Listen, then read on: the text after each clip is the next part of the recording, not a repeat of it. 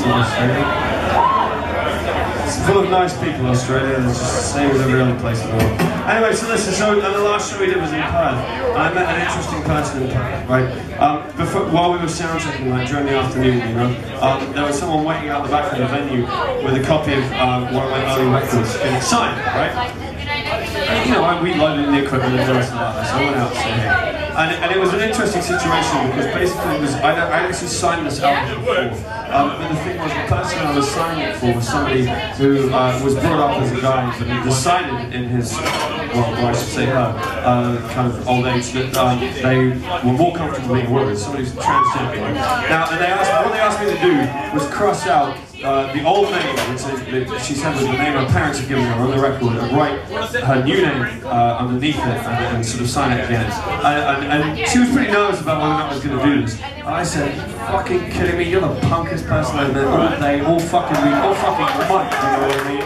Like, I do not have the guts to do something like that, do you know what I mean? And I've got endless respect for people who do. Fucking be the person you want to be." And she then asked me to play this song, and it was a song we hadn't played for a long time, but we kind of got it back together again, and we're going to play it for you again right now, because it's a song about being the person you want to be. This song's called Love Our Song.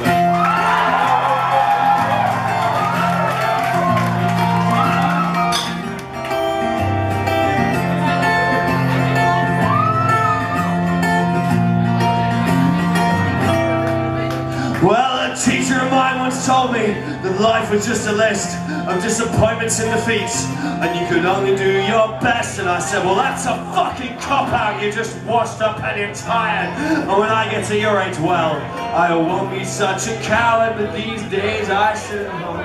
I've known to shout at my TV, and punk rock didn't live up to what I'd hoped that it could be. And all the things that I believed with all my heart when I was young were just coasters for beers and clean surfaces for drugs. And I packed all my pamphlets and my Bibles at the back of the shelf.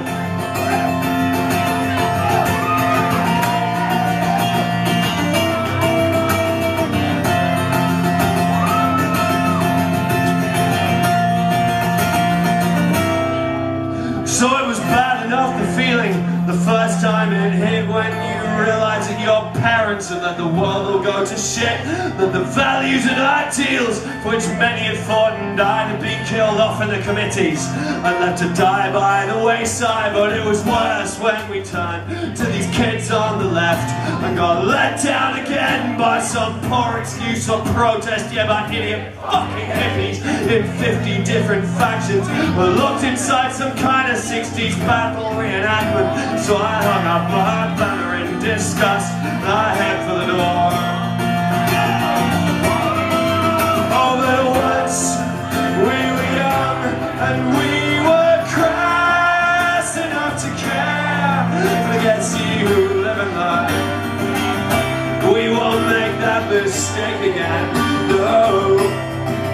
Oh, but surely just one day, yeah, we could fight and we could win, if only for a little while.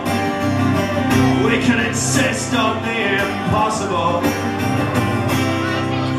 Well, we've been a good few hours drinking, so I'm gonna say what everyone's thinking. If we're stuck on this ship and it's sinking, then we might as well have a parade. 'Cause if it's still gonna hurt in the morning and the better plans yet to get forming, then where's the hot splendid evening invading the old barricades? So come on, old friends, to the streets. Let's meet 1905 and not 1917. Let's be heroes, let's be martyrs and radical thinkers who never have to transcribe the least of their dreams. Let's divide up the world into the damned and the saved, and let's ride to the valley like the old Light Brigade, and straight to our faction we won't be afraid, and they'll celebrate our deaths with a national parade. So come on, let's be young, let's be proud, let's not to care, let's unite to the